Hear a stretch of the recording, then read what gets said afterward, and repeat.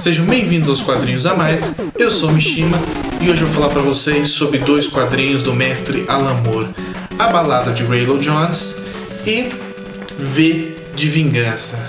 A Balada de Raylo Jones é uma das primeiras publicações do mestre Alan Moore. Ele publicou essa obra em 1984, junto com o desenhista Ian Gibson. A primeira coisa que eu tenho para falar para vocês sobre esse quadrinho é o seguinte: é sobre o formato que ele foi publicado. Assim fica mais fácil de vocês entenderem como foi a minha experiência de leitura. Isso aqui não tinha um HQ mensal que era lançado ali todos os meses com 24, 30 páginas. Aqui não. Isso aqui foi lançado no meio das publicações da AD 2000, uma revista europeia famosa. E lá o Alan Moore tinha que contar essa história usando de 5 a 7 páginas, então tinha que ser histórias curtinhas e elas eram contínuas, né? Exatamente no momento que acabava uma história já começava a outra. Então no começo eu achei um pouco estranho, porque a história ela segue meio que um padrão, um formato. Ela começa, desenvolve uma história rapidinho, tem uma revelação no final e termina ali, logo em seguida começa de novo. Aquela revelação ela continua diretamente a partir dela, começa novamente uma historinha curta, ela se desenvolve, termina com uma revelação. Então ela vai seguir essa forma de bolo do início ao fim. E tudo bem, no começo eu estranhei, mas logo em seguida eu me adaptei e no fim eu acabei gostando muito desse formato. Ele é bem dinâmico ali, a coisa não fica muito enrolada, a história flui bem dessa forma.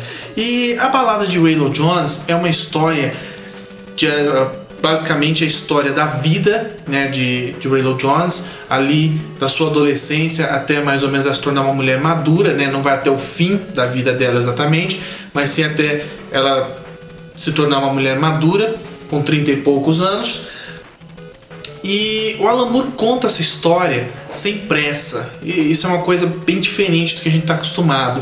Então você começa a fazer a leitura, ele não tem pressa em desenvolver o personagem, em apressar o roteiro, não. É contado lentamente. A história é dividida em 3 partes, 3 tomos, né? E o primeiro mostra a vida de Raylo dentro de um complexo chamado Aro. O Aro nada mais é do que uma espécie de ilha, uma espécie de complexo que fica anexado à ilha de Manhattan, e ali mandaram todas as pessoas que estavam desempregadas. Então mandava aquelas pessoas que estavam desempregadas para lá, dava uma bolsa para elas, dava um dinheiro para elas e deixa que elas vivessem ali sem sair daquele local. Cara, e é legal porque essa história de 1984 ela ainda é atual. Algum de vocês já entenderam esse esquema de governo coloca as pessoas em determinado lugar e dá uma bolsa para elas, né, para elas ficarem ali? Então isso até tem muita referência com o nosso próprio governo hoje, né? Que pega as pessoas, em vez de desenvolver essas pessoas, coloca elas em determinado lugar e dá Bolsa Família, Bolsa Presidiário, Bolsa Crack. Então olha só, cara, olha a sacada do Alan Moore ali em 1984. É lógico que isso tinha muito a ver com o que estava acontecendo na Inglaterra naquela época, né? Mas olha só que bacana isso. E você pega isso aqui, lê e na hora você já identifica. Cara, é muito legal, é muito bem feito. A segunda parte já mostra as aventuras dela ali, quando ela sai do Aro e se torna ali uma comissária de bordo, né? Uma espécie de garçonete dentro de uma nave cruzeiro. E depois o último tomo, que é o mais legal, o mais interessante, conta a história dela na guerra. Esse eu não estou spoilando nada, tá? O que eu estou contando para vocês aqui é o começo da história e, na verdade, a história em si não tem grandes revelações. O legal aqui é você ver o desenvolvimento dessa personagem. E o desenvolvimento dela, como eu falei para vocês, o Alan Moore não teve pressa. Então você realmente vai conhecer a Raylo Jones, você vai conhecer os amigos dela, você vai entender as motivações dela. E, cara, é uma crítica social muito forte, né? Isso aqui se passa no futuro, mas, na verdade, o Alan Moore pegou situações daquilo que estava acontecendo naquele momento, né, de situações que estavam acontecendo na Inglaterra, nos Estados Unidos naquele momento, e transportou isso na forma de uma crítica política para esse livro, para essa HQ. Tanto é que a última parte, que é a guerra, é fortemente, você percebe a hora que você lê que eles estão falando da guerra do Vietnã, cara. A única coisa que está num futuro distópico ali, numa situação de futuro, né, de ficção científica, mas é claramente uma crítica à guerra do Vietnã. E né, eu gostei da HQ, ela é bacana, mas é na última história que tudo se liga. Então essa é uma HQ complexa, tá? Porque não adianta você pegar ela e começar a ler e parar, que você vai achar que ela é fraca. Essa é aquele tipo de obra que você só vai realmente entender toda a profundidade dela quando você lê a última folha dela, a última parte da história. Isso aqui é um compilado que tem todas as histórias que foram lançadas na AD 2000. Então aqui é a história completa dela, da primeira até a última. E você realmente só vai conseguir fazer uma ligação, matar todas as histórias, porque desde coisas que aconteceram no primeiro tomo, no segundo tomo, só vão fechar no terceiro. E aí você vai entender a genialidade dessa obra. Você vê que a história não foi simplesmente sendo jogada aqui e uma história sem nexo, que depois foi sendo remendada. Não, você vê que desde o início o Alan Moore tinha uma história para contar e ele não fugiu desse roteiro e concluiu ela quando chegou a hora certa. E isso é muito, muito bacana. Só que não é uma leitura fácil, é como eu disse para vocês. O personagem é desenvolvido de forma bem lenta.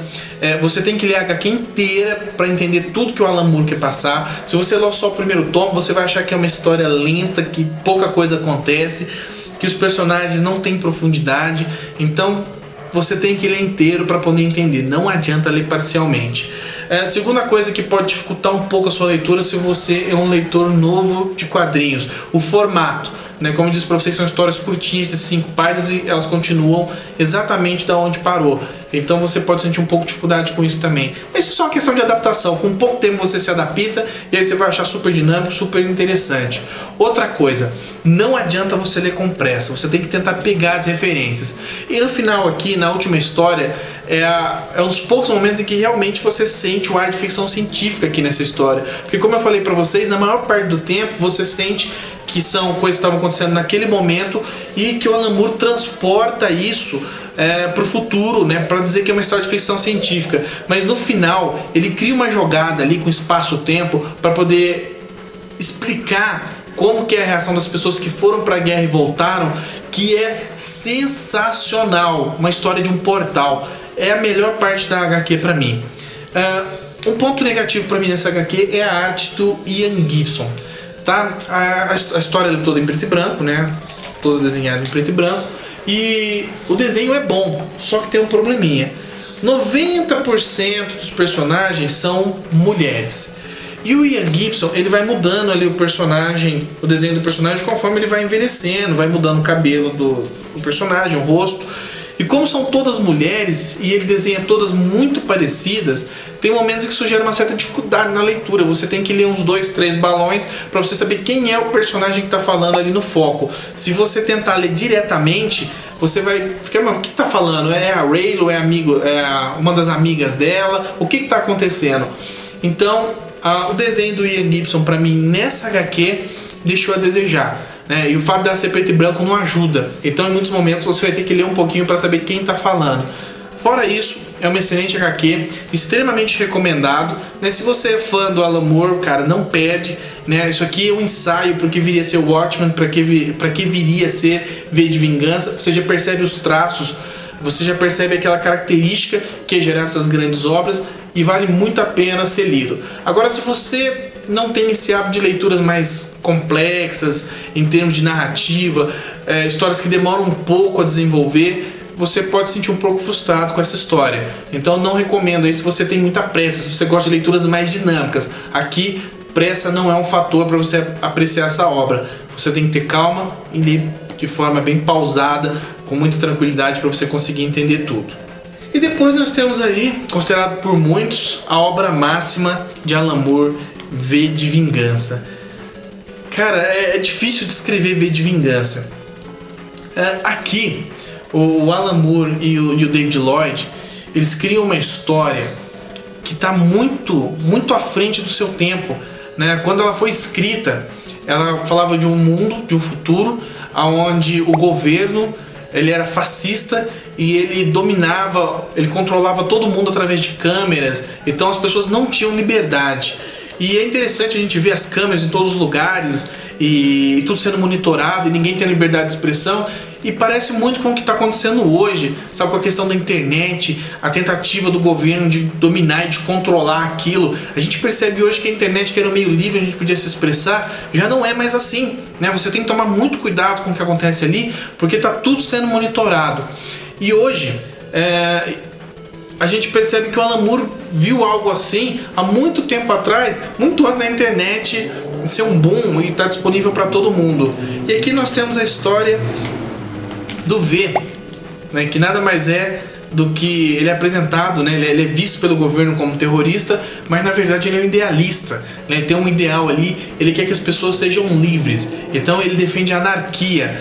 E cara, é legal porque isso aqui na verdade é um estudo da sociedade de como ela poderia atingir o anarquismo. E aqui qual que é a diferença? O pessoal pensa, o que é anarquia? A anarquia é todo mundo pode fazer o que quiser, né, e tá tudo certo. Não é bem isso, ele explica a diferença entre anarquia e caos.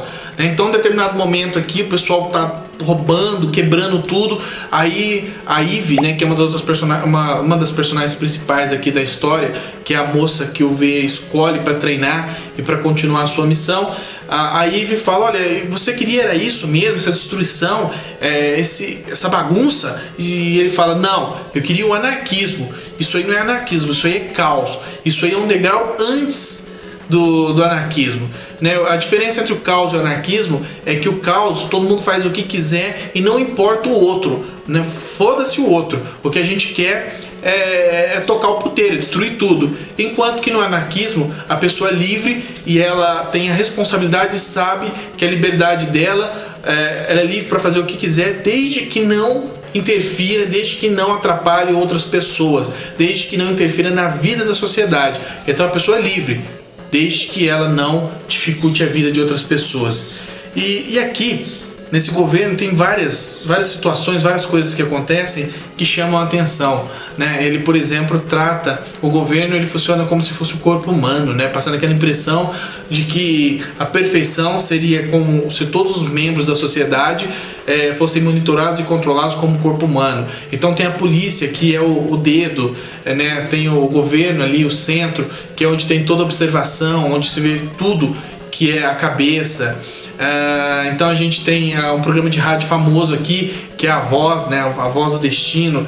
Cara, é uma obra, é uma leitura um pouco difícil para quem não está acostumado, para quem está acostumado com super-heróis, né? Para quem assistiu o filme, às vezes tem uma falsa impressão de que a gente vai ter lutas e ação, e não é esse o foco da HQ. Até tem uma lutinha ou outra, ouvir dar um sopapo ou outro em outro personagem ali do dedo em algum momento, mas não tem nada a ver com isso. Aqui nós temos uma aula realmente do que seria uma sociedade anarquista, do que seria uma sociedade ideal anarquista.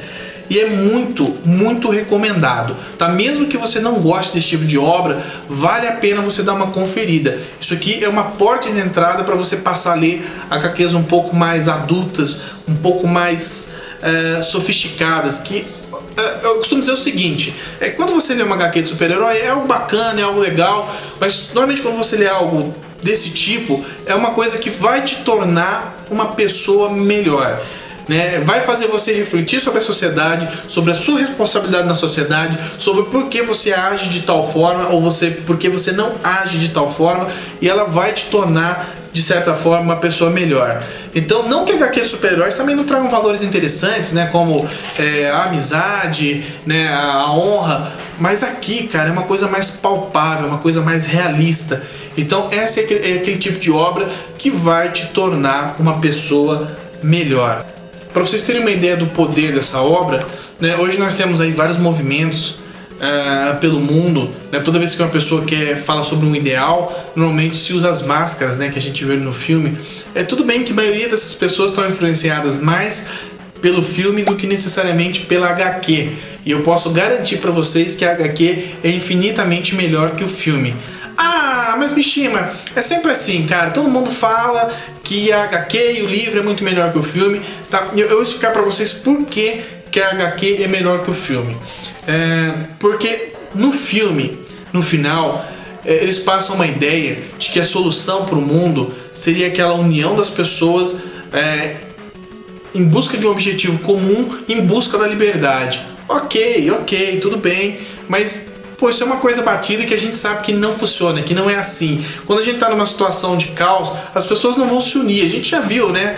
Pra quem gosta do seriado Walking Dead, você já viu o que acontece com as pessoas quando elas ficam numa situação extrema, né? A maioria resolve ali ir seguir seu próprio caminho e tomar vantagem, e isso é o normal. Mas aqui nós temos um desfecho bem mais interessante, bem mais lógico e bem mais provável, né? Onde primeiro nós temos o caos, para depois tentar chegar ao anarquismo, e principalmente ao fim dessa HQ, o Alan Moore não vai te dar uma resposta.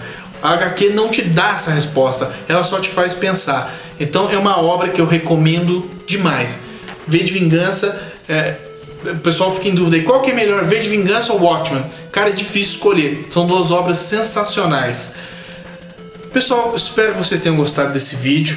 Se vocês gostaram, não esqueçam de dar aquele joinha, aquele like. Se você é inscrito no canal, valeu. Se você não é inscrito no canal, se inscreve. Um grande abraço a todos, a gente se vê por aí.